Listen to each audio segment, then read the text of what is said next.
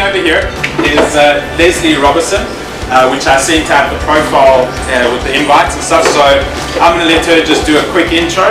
Tonight she's going to be talking about her BRUV study. Scientists would go out with nets for basically fish, and it's based on catch per unit effort. So they see how many fish they catch in a certain amount of time and then try and extrapolate to how many there are. If you're using a net that has a mesh size that's this big, or a hook that's this big, you're going to be catching certain things. You're targeting certain things.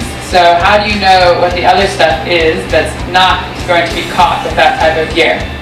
Another option are observational techniques. So instead of trying to catch something, you're just observing it. So one way would be acoustic sonar surveys. So DAF does a lot of these. They go out twice a year, and you basically detect big masses of fish.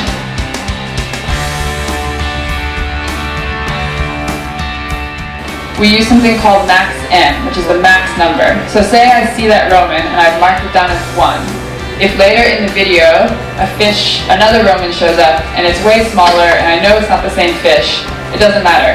It's still 1 Roman was the max number for that video. When I did a survey in Betty's Bay, the first thing to show up was rock lobster. Rock lobster and Hottentot would come right away.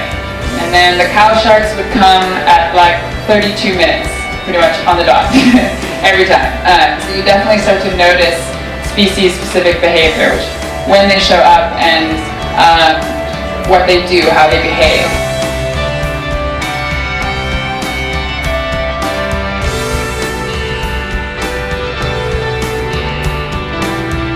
So I set down 58 cameras in Betty's Bay.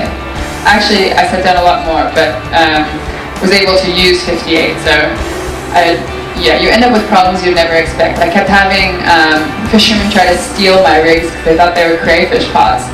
So ended up using 58. And the idea is if you have them randomly placed, then you're getting a picture of the area as a whole.